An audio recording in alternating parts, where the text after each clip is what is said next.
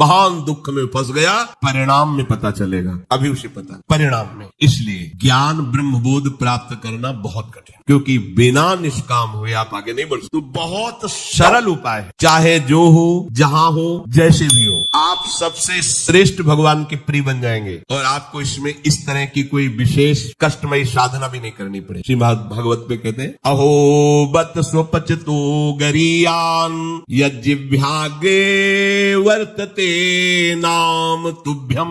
ध्यान दीजिए, ते पुस्तपस्ते जुहुः शश्नुरार्या ब्रह्मानुचूर्णाम गृणन्ति ये ते। जिसके जिह्वा में राधा राधा राधा, श्री हरि राधा, राधा कृष्ण, राधा वल्लभ, राधे श्याम, या जो राम कृष्ण हरि शिव नाम जो तुम्हारे गुरुजी ने दिया हो, या जो तुम्हें प्रिय लगे, मन से नहीं कह रहे, यज्जिह्वाग्रे वर्तते नाम तुभ्यम। जिसकी जीव के अग्रभाग में ऐसा स्वभाव बन गया है, चल रहा है, नाम जप करे।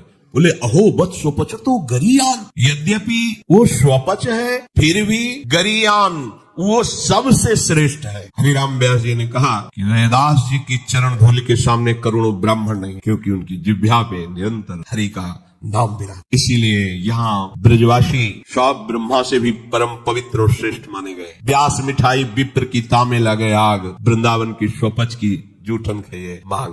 हे बड़े मस्त है ब्रजवासी। प्रातः काल एक बार मंगला करके श्री जी की जा रहे थे, तो एक माई हिलिया में कूड़ा करकट मस्ती बिहारी जी के पद गाए, जपे जा राधा राधा नाम, बसे जा श्री वृंदावन धाम, मिलेंगे कुंज बिहारी ओढ़ के कांवर। हिलिया कूड़ा के लिए रोका और कुछ बेट चरणों में प्रणाम। ये है हमारे वृंदावन है, जिनकी जिह्वा में बिहारी बिहारीन जी का जस बसा हुआ है।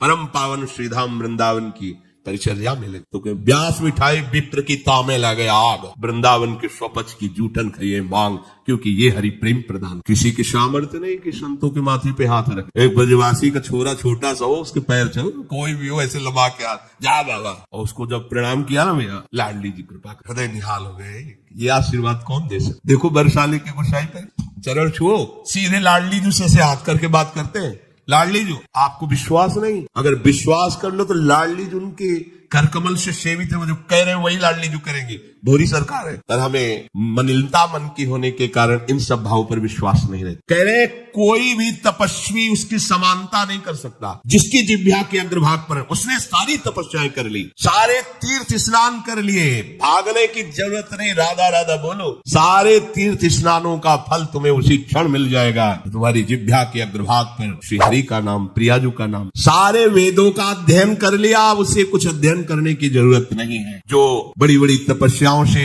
तीर्थयाटन से, वेदाध्ययन से, यज्ञ आदि से गति मिलना दुर्लभ है, वो तुम्हें नाम से प्राप्त। कौन हो, कहां हो, कैसे हो, कोई प्रश्न नहीं। जैसे हो, जिस परिस्थिति में, जिस विषय में फंसे हो, वहीं से तुम्हें नाम उठा के महात्मा बना देगा, तुम्हें धनवान बना देगा, यशस्वी बना देगा, तुम तेज से संपन्न हो जाओगे। नाम का तेज, भगवान नाम का तेज है, प्रताप है भगवान नाम का। एक बार नाम आप बसा के तो देखो हृदय में, जोर से आलाप लोगे नाम का, प्रकृति का परिवर्तन हो जाए। अरे स्वामी का नाम है, सुमीर पवन सुत पावन नामू अपने बस करी राखे, जपहि नाम जन आरत भारी, मिटहि कुसंकट होय सुखारी। इदम ही पुंसस् तपसः श्रुतस्य वा सृष्टस्य सूक्तस्य च बुद्धि दत्तयोः अविच्युतोऽर्थः कविभिर् निरूपितो यदुत्तम श्लोक गुणानुवर्णनम। बड़े बड़े वेदनिष्ठ ब्रह्म ऋषियों ने निश्चय किया है कि भगवान के नाम का निरंतर जप, गुण कीर्तन, इससे बड़ा कोई तप नहीं, कोई वेदाध्ययन नहीं, कोई यज्ञ नहीं,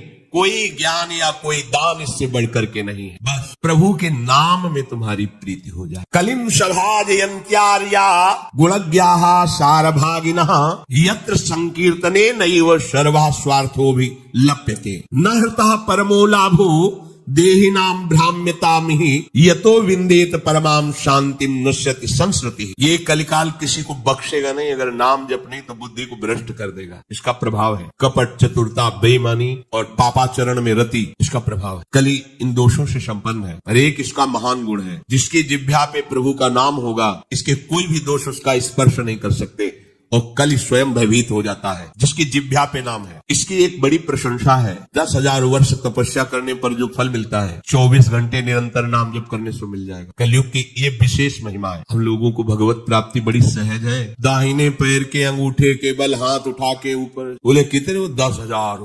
10 सेकंड नहीं खड़े हो सकते नहीं, दाहिने पैर के अंगूठे के बल हाथ उठा के 10 सेकंड नहीं खड़े हो सकते। और वो अवश्य भगवान की प्राप्ति की बात नहीं कही गई है, वो अलग अलग कामनाओं की अलग अलग 24 घंटे नाम कीर्तन करने से वो फल प्राप्त हो जो उनको 10,000 वर्ष ऐसे करने से। कलयुग का बड़ा प्रताप। जो तुम स्वार्थ की पूर्ति चाहते हो या परमार्थ की पूर्ति चाहते हो या तुम रोग का नाश चाहते हो, तो एकमात्र उपाय है भगवान के नाम का निरंतर। निरंतर शब्द में बड़ी कठिनता है। महात्मा जन इसी का प्रयास करते। अव्यावृत भजना ये सिद्ध अवस्था है। निरंतर भजन आपसे निरंतर ना हो तो थोड़ी थोड़ी देर में स्मरण करने का अभ्यास बना लीजिए। एक बार सत्संग में अगर 5 मिनट में एक बार राधा बोल दो, हर 5 मिनट में एक बार राधा बोलना है। राधा 5 मिनट फुर्सत करो, चिंतन या कार्य जो कर, पर 6वां मिनट न लगने पावे फिर राधा। एक दिन आप देखना निरंतर नाम चलने लगे। इससे विषयों के प्रति जो आसक्ति है वो एक बार तो बढ़ेगी। होम्योपैथिक दवा जैसे रोग एक बार उभरेगा, आपको लगे वो बढ़ती नहीं है, अंदर छुपी हुई निकलती। ध्यान से सुनोगे तो प्रश्न खत्म हो जाएंगे। अपने लोगों के प्रश्न रहते हैं जब भजन में बैठते हैं तो बड़ा मन चंचल होता है, बड़ी गंदी बातें आती हैं, ये वो। हम भी कह रहे हैं जब आप नाम जपना शुरू करोगे तो पहले आपको जलन होगी, आपके अंदर ये विकार दिखाई देंगे, पर ये आते नहीं है, ये जाते हैं। धीरे धीरे इनका शमन हो जाए। और जब कभी आपको ऐसा लगे कि अब नाम जपने में हमारा एकाग्रमन नहीं हो रहा, तो बहुत सुंदर उपाय है, ताली बजाकर नाम कीर्तन। अपने को विजय प्राप्त करना है मन पर, और विषय भोगाभ्यास। और ये ऐसा नहीं कि ये नाचना गाना है सब है, ऐसा नहीं, इससे भगवान की प्राप्ति हो जाए। जितने बड़े बड़े महान भक्त हुए सब नृत्य करते थे। मीरा जी रात रात भर नृत्य करती गिरधर के साथ। नरसिंह मेहता की करताल, 4 भक्त साथ है, करताल लेकर नाच गोविंद रीझ जाते। जहां कहीं 4 भक्त मिलकर कीर्तन करते होते हैं, नृत्य करते होते हैं, उन्हीं के बीच में गोविंद भी नाचते होते। हमारी अभी दृष्टि मायाकृति इसलिए हम देख नहीं पा रहे। प्रहलादस तालधारी तरल गतितया चोद्धवा कांस्यधारी वीणाधारी सुरसिंह स्वर कुशलतया राग करता अर्जुनो भूत इंद्रो वादीन मृदंगम जय जय सुकराहा कीर्तने ते कुमारा यत्रागे भाववक्ता सरस रचनया व्यास पुत्रो बभूव। एक बार इन बड़े भक्तों का मिलन हुआ। श्री प्रहलाद जी, उद्धव जी, नारद जी, सनक सनंदन जी, सुखदेव जी आदि। अब इतने बड़े महापुरुष एकत्रित हुए तो भगवान को बुलाया जाए प्रगट। बोले एक ही उपाय है, मद भक्ता यत्र गायंती तत्तिष्ठाम नारदा। नारद जी ने कहा भगवान वहीं आ जाते। तो श्री प्रहलाद जी ने ताल देना पड़ा। ये भगवान को बहुत प्रिय है। अगर आपको कोई संगीत नहीं आता तो भगवान का प्रिय संगीत है ये। राधा राधा राधा राधा राधा। ना किसी की जरूरत है और ना किसी के सहयोग की। ले भाई ढोलक हारमोनिया अगर नहीं बजा लेते हो, कोई राग ले, हम कह रहे कोई राग ले, राधा राधा राधा राधा ताल की, ये हमारा ताल बज रहा है। ये बहुत बहुत ही काम की बात है। आप मान लीजिए आपको मन लगाने के लिए बहुत बढ़िया उपाय और भगवत प्रसन्नता का बहुत बढ़िया उपाय। जहां आपका मन न लगे आप देखना मन लग जाएगा। उद्धव जी ने मंजीरा उठाया। अब मंजीरा सब कोई न बजा पाए तो ऐसे ही उसको राधा राधा राधा जय जय राधा वल्लभ से हरिवंश राधा वल्लभ से वो आ जाएगा बजाना। हम ये देख रहे हैं कि प्रभु समस्त कलाओं से युक्त है और आप उनका गुणगान करो तो सीख जाएंगे। इतनी बड़ी बच्ची है, स्कूल ही नहीं गई, पूरी 84 जी कंठस्थ सुधा निधि। आश्चर्य है, सुधा निधि के श्लोक बोलने में व्याकरण पढ़े हुए भी लड़खड़ा जाएंगे। ककहरा नहीं पढ़े, गई नहीं स्कूल। ये सर्वाश्चर्य में सकल विद्या विदित रहस्य श्री हरिवंश सहित। हमारी स्वामिनी सकल विद्या विदित है, आश्रय निर्मल हृदय ने लिया, वाणी प्रकाश। श्री 84 जी कंठ। हम तो आश्चर्य, पर सर्वाश्चर्य में स्वामिनी जो इसलिए क्या नहीं आपको ज्ञान हो जाएगा, आपको क्या पता नहीं चल जाएगा। जब प्रभु को पता चल गया तो सब उन्हीं में समाये हुए हैं, सब ज्ञान आ जाएंगे। श्री उद्धव जी ने मंजीरा उठाया और नारद जी का प्रसिद्ध वाद्य यंत्र तो वीणा जी है ही, और अर्जुन जी राग आलापने लगे। इंद्र ने मृदंग बजाना शुरू किया। सनक सनंदन बीच बीच में जय हो, ये कोई हंसी मजाक नहीं जैसे कीर्तन में आप लोग बोलते हैं जय हो जय हो जय हो, आप बोलते ना, ये साधारण बात नहीं है। भगवान बहुत प्रसन्न होते इससे। बोले ये सनक सनंदन सनातन सनत कुमार बीच में नाम कीर्तन में जय ध्वनि बोलने लगे, जय हो, और सुखदेव जी भावभंगियां प्रकट करने लगे। जीव ही एक कीर्तन और नृत्य हुआ तो बीच में देखा प्रभु प्रकाश। तासा मावीर भूत छोरी स्मयमान मुखाम पीताम्बर धरा सगवी साक्षान मत और वो भी कोई खड़े नहीं हुए, वो भी तो नटवर नागर है, सकल कलाओं में प्रवीण। तो प्रभु नृत्य कर रहे हैं, भक्त जन आसपास मृदंग में। कैसा आनंद! ये जो आनंद आपको आता है, तो आनंद कौन है जानते हो? श्री कृष्ण। सच्चिदानंद रूपाय, उनका रूप क्या है? आनंद। आपके हृदय में उमगल, सबके हृदय में भगवान आ रहे हैं। प्रभु बोले हमारा अनुभव नहीं हो रहा, मलिन यंत्र है, यही करते रहो। थोड़ा आनंद आया ना, अब पूरा आनंद आ जाएगा। और जिस दिन पूरा आनंद आया, उस दिन से फिर तुम्हें कोई घसीट नहीं पाएगा। माया का जो आकर्षण है। भगवत आदि पुरुषस्य नारायणस्य नामोच्चारण मात्रे निर्धूत कलिर्भवति। जो प्रभु श्री हरि का नाम उच्चारण मात्र करता रहता है, कोई भी कलयुग का दोष उसके अंदर। कलयुग बड़ा सूक्ष्म विषय है। देखो, गर्भ में ही जिनको भगवान का साक्षात्कार हो गया था, वो परीक्षित महाराज, देखा कि एक जो शूद्रवत आचरण करने वाला पैर से मार रहा है, दंडों से मार रहा है, बीच बीच में लात। ये ध्यान रखो, किसी को भी पैर से, क्षम्य श्री भगवान है, कभी ऐसा दंड विधान किसी के लिए हो जैसा, पर ऐसे सहज में किसी को अपने पैर न लगे। अपने लोगों का परमार्थ है ना, कोई अगर लेटा हुआ है तो उसे नांगने की जरूरत नहीं, घूम के भले चले जाओ, उससे प्रार्थना करो कि आप पैर हट। ये ऐसे किसी को नांगना, किसी के पैर मारना, ये सब गंदे आचरणों में आता है। भक्तों के द्वारा ऐसा नहीं होता। हमें तो आश्चर्य हुआ, पूज्य श्री चंद्रशेखर बाबा के एक जो अंग सेवी थे, उन्होंने बताया कि बाबा का श्री चरण एक बार हमारी पादुका को छू गए, तो बाबा पादुका को ऐसे हम कहा, अरे बाबा हम मर गए, ये क्या हमारी पादुका? बोले तुम थोड़ी हो, तुम तो हरि के शरणागत वैष्णव हो गए। अब वैष्णव की पादुका पूज्य होती है, उसमें पैर कैसे? बाबा के उसी से है, और बाबा उनकी पादुका को, ये है भाव, वैष्णव भाव, ये भगवत भाव। हम गुरु हैं, चेले का तो ऐसा नहीं पूज्य हो गया, वो भगवान का दास हो गया। हम तो पोस्टमैन हैं, हमें जो मिला वो इधर दे दिया, लेकिन वो वही है, उसको उसी भाव से देखे कि भगवान का निज जन, भगवान का भक्त है। लात से मार रहा था, डंडों से मार रहा था, रुक जा, हमारे राज्य में कोई हमारे ऐसे धर्मयुक्त पशुओं को दंड दे और मेरा भय न हो, ऐसा कौन पैदा हो गया? नजदीक गए तो जब देखा कलयुग ने कि ये तो प्रचंड काल रूप है, भगवत भक्ति से संपन्न था, तुरंत उसने पाग उतारी चरणों, महाराज रक्षा कीजिए, और मुझे भगवान ने ही सेवा दी, अब मेरा समय आ गया, अब मैं राज्य करूंगा तेरा कलयुग। जी हाँ, देखो उसका परिचय कहां से हुआ?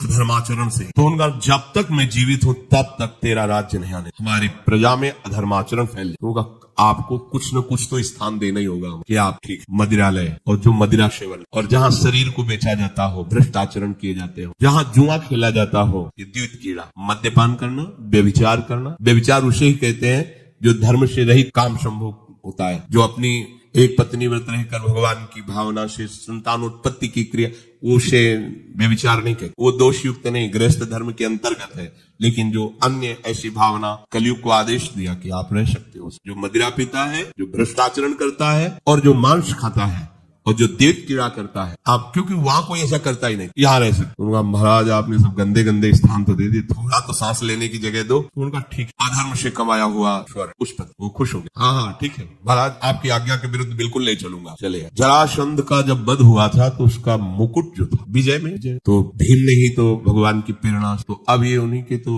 वंश में है ना। धरते ही शिकार की वृत्ति जागृत हुई, जंगल में गए, शिकार तो मिला नहीं, प्यास से व्याकुल हो गए। एक महात्मा समाधि में बैठे हुए थे, उनके आश्रम में प्रवेश किया। महात्माओं के आश्रम में प्रवेश करने की मर्यादा होती, पाग, अस्त्र शस्त्र, अपना पद का भाव ये बाहरी रख, क्योंकि यहाँ सर्व लोक महेश्वर भगवान के चिंतन में लगे हुए हैं, और विश्वास रखे कभी अमंगल नहीं हो सकता। तुम्हारे अंग रक्षक तुम्हारी रक्षा नहीं कर सकते जैसा भगवान नाम रक्षा करता है। तो भगवान नाम का वहाँ सुरक्षा कवच होता है, जहाँ भगवत प्रेमी महात्मा होते हैं। इसलिए बहुत जगह शास्त्रों में पाया गया है, जैसे कर्ण ऋषि के आश्रम में दुष्यंत जी तो अंगरक्षकों को बाहर ही छोड़कर अपना राजमुकुट और चरण पादुका उतार करके बड़ी दैन्यता से, ऐसे कई जगह महात्माओं के, पर आज ही भूल गए। ऐसे आश्रम में प्रवेश किए, घोड़े से उतरे, कोई है, प्यास लगी है, तो ये मर्यादा है कि यदि राजा पधारे तो खड़े होकर उसका स्वागत, क्योंकि हम राजा के राज्य में रहकर भजन करते हैं, वो राजा हमारे भगवान का स्वरूप है, उसका खड़े होकर स्वागत और अर्घ आदि दिया जाए, ऐसा पूर्व ऋषियों ने किया है। अब वो समाधिस्थ शमीक ऋषि उनका नजदीक गए, बड़े बड़े महात्माओं के दर्शन किए होंगे, तो क्या जानते नहीं कि समाधि अवस्था में है। समाधि अवस्था केवल शरीर दिखाई दे रहा है, बाहर से आप उसे